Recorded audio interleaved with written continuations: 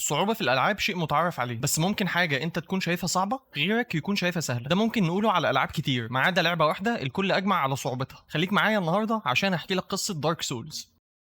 لعبة دارك سولز هي لعبة اكشن ار بي جي بتحطك في عالم مليء بالظلام والموت، ولازم تحارب بوسس ضخمة ووحوش مرعبة عشان تعيد النور للعالم. بس اللي ممكن تحسه وصف عادي لأي لعبة، خليني أقولك إن دارك سولز مختلف. بس قبل ما نعرف إيه المختلف في دارك سولز عن بقية الألعاب، تعال نرجع بالزمن ورا شوية للعبة اللي قبل دارك سولز. هتقولي ليه نرجع بالزمن ورا شوية؟ هقولك عشان أقدر أوضح لك الصورة كاملة عن صعوبة دارك سولز. لعبة دارك سولز مش أول لعبة من نوعها، اللعبة اللي كانت قبلها اسمها ديمون سولز. وقتها من كتر ما اللعبة كانت صعبة، شركة سوني رفضت تنشرها في الغرب وخلتها في اليابان بس، واللعبة ما انتشرتش بره اليابان غير بعد ما شركات تانية تدخلت وهم اللي نشروها جلوبالي. وقتها الناس فكروا اللعبة لسه تحت التطوير من كتر ما كانت صعبة، وفي البلاي تيستنج جابت نيجاتيف فيدباك كتير. بس ديمون سولز على قد ما كانت صعبة كان فيها عامل مهم جدا، وهي انها كانت عادلة، بمعنى انك لو عرفت تتعلم من اخطائك صعوبة اللعبة بتقل. بس الحاجة الغريبة رغم الصعوبة دي ان وقت النشر اللعبة اتشهرت جدا في امريكا واوروبا وجابت فيدباك كويس جدا. فبعد اللعبة دي تبدأ قصة دارك سولز. وبعد النجاح اللي ديمون سولز حققته، شركة فروم سوفت وير قرروا يطوروا الفكرة ويطلقوا دارك سولز. اللعبة الجاية كانت اصعب واعمق واكتر تحدي. في دارك سولز مفيش خريطة توضح لك الطريق، مفيش توجيهات تقول لك تعمل ايه، ومفيش رحمة من الاعداء. كل حاجة في اللعبة مصممة عشان تفشل وتتعلم من فشلك. حتى البوسز مفيش بوس سهل، كل بوس محتاج استراتيجية مختلفة وتحليل لحركته. والاهم من كده اللعبة مش بتكافئ العشوائية، لو هاجمت من غير تخطيط هتموت، وده اللي خلاها اصعب واجمل لعبة في نفس الوقت. وهنا ممكن نعرف شوية احصائيات توضح لك قد ايه دارك سولز صعبة. على ستيم 36% من اللاعبين بس هم اللي هزموا اول بوس، واقل من 10% هزموا اصعب بوس. ولو قلت طيب انا هوقف اللعبة عشان اجمع افكاري وارتب استراتيجياتي، احب اقول لك ان اللعبة ما فيهاش بوز بوتون. بس مع ان دارك سولز لعبة صعبة، ناس كتير جدا حبتها والفيدباك اللي جه عليها كان ايجابي بشكل كبير، وده اللي ادى لانتشار ظاهرة العاب السولز لايك. ودي نوعية من الالعاب بتتبع نهج دارك سولز. فاللي ممكن نستفاده من القصة دي انك ما تخافش تجرب حاجة جديدة عليك، زي شركة فروم سوفت وير كده. اللعبة اللي عملوها كانت طفرة في مجال تطوير الالعاب، وحتى لو جه عليها فيدباك سلبي في الاول عشان كانت غريبة، بس هي نجحت جدا في الاخر. وده بكل بساطة ازاي دارك سولز غيرت مفهومنا عن صعوبة الالعاب. وبكده نكون وصلنا لنهاية الفيديو. ما تنسوش تشتركوا في القناة وتفعلوا زر الجرس عشان يوصلكم كل جديد، وسيبوا لايك على الفيديو لو الفيديو عجبكم، وقولوا لي رأيكم في الكومنتس. انا احمد علاء، والى لقاء قريب في الفيديو اللي جاي. سلام.